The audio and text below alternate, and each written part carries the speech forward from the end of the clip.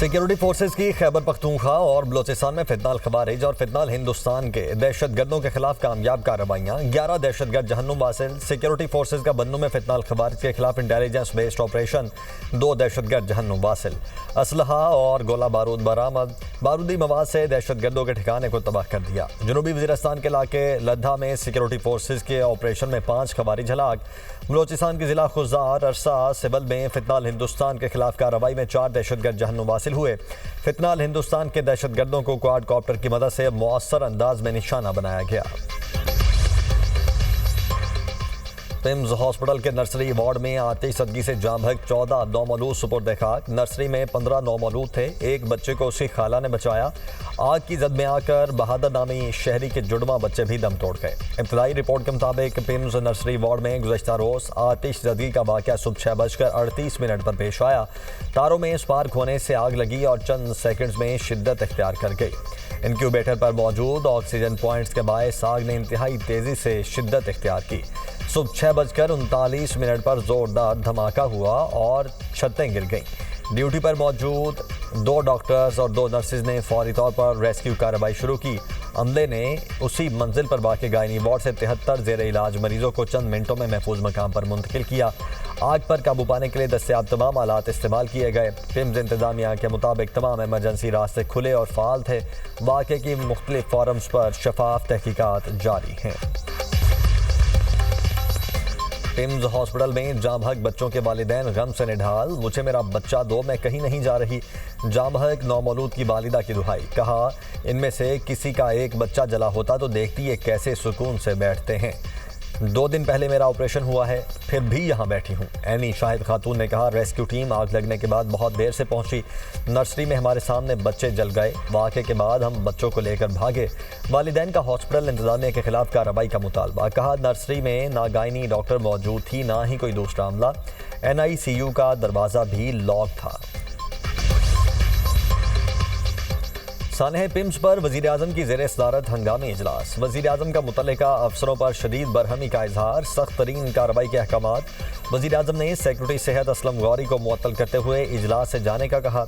वज़ीर-ए-आज़म का जाम बहक होने वाले बच्चों के वालिदैन से दिली इजहार ताज़ियत। कहा, अंदोनाक वाक़े पर दिल रंजीदा है। वालिदैन के दुख में बराबर के शरीक हैं। वज़ीर-ए-आज़म ने तहकीकात के लिए इंक्वायरी कमेटी तश्कील दे दी। साबिक सेक्रेटरी दाखिला शाहिद खान कमेटी के सरबराह होंगे। इंक्वायरी कमेटी ने काम शुरू कर दिया। सरबराह कमेटी शाहिद खान का पिम्स हॉस्पिटल का दौरा, जाए वकूआ का मुआयना किया। डिप्टी कमिश्नर इरफान मेमन ने ब्रीफिंग दी।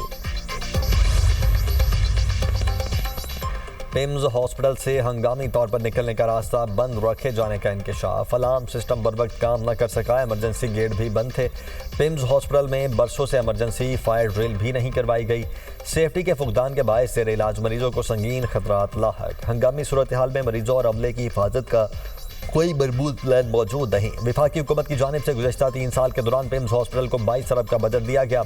गुज़श्ता साल पिम्स हॉस्पिटल के लिए वफाकी हुकूमत ने 6 अरब 84 करोड़ का बजट मुख्तस किया। हॉस्पिटल इंतजामिया ने 66 करोड़ इजाफी बजट वसूल किया। मुख्तस बजट के बरक्स 7 अरब 51 करोड़ रुपए खर्च किए। रबा साल पिम्स हॉस्पिटल के लिए 7 अरब 63 करोड़ का बजट मुख्तस किया गया। वफाकी हुकूमत ने मुरम्मत और देखभाल की मद में भी 50 करोड़ रुपए दिए। रबा साल मुरम्मत और देखभाल की मद में 23 करोड़ रुपए मुख्तस किए गए। शहरी रहमान की वजारत सेहत को ख़त्म करने या सूबों को मुंतकिल करने की तजवीज़। कहा, वजारत सेहत को अब अवामी फंड्स लेने का कोई जवाज़ नहीं। नायब सदर पीपल्स पार्टी सेनेटर शहरी रहमान और सेक्रेटरी जनरल नैयर बुखारी का पिम्स हॉस्पिटल का दौरा। मीडिया से गुफ्तगू में शहरी रहमान ने कहा, दारुल हुकूमत में ये हाल है, 14 नौमौलूद बच्चों की जान चली गई। इससे बड़ा संगीन हादिसा नहीं हो सकता।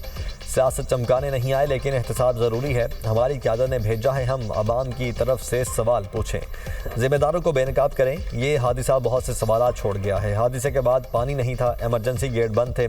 हमारी इतला के मुताबिक डॉक्टर भी मौजूद नहीं थे। बच्चों के वालिदैन के साथ इंतजामिया ने बिल्कुल भी ताउन नहीं किया। वज़ीर-ए-आज़म ने नोटिस लिया है, लेकिन एग्जीक्यूटिव डायरेक्टर को भी जवाब देना होगा। नैयर बुखारी बोले, हमें निज़ाम कहीं चलता हुआ नजर नहीं आता। वफाकी वजारत सेहत 2 हॉस्पिटल का इंतजाम भी नहीं संभाल सकी। ऐसी सूरत हाल में गुड गवर्नेंस कैसे मुमकिन होगी। इस्लामाबाद के पिम्स हॉस्पिटल सान्हे पर सऊदी अरब का ताज़ियत और अफसोस का इजहार। सऊदी वजारत खारिजा का कहना है कि पिम्स हॉस्पिटल में नौमौलूद बच्चों की हिलाकत पर दुख और अफसोस हुआ। मुश्किल की घड़ी में हुकूमत पाकिस्तान और अवाम के साथ यकजहती का इजहार करते हैं। पाकिस्तान और उसके बरादर अवाम के लिए अमन सलामती की दुआ करते हैं। OIC वज़राए खारिजा का अहम इजलास आज जद्दा में होगा। गजा और मगरबी किनारे में इसराइल के गैर कानूनी इक़दाम पर करारदाद मुतवक्के।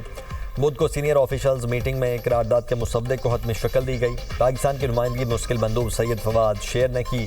IOIC के नए सेक्रेटरी जनरल की नामजदगी का फैसला भी मुतवक्के है। अमरीकी कमीशन बराए बैनुल-अक़वामी मजहबी आज़ादी का भारत में मजहबी आज़ादी की सूरत हाल पर तशवीश का इजहार। कमीशन ने RSS सरकार और मुलव्वस भारतीय हुकाम पर पाबंदियों की सिफारिश कर दी। RSS सरबराह मोहन भगवत के अमरीका के दौरे पर भी इजहार तशवीश।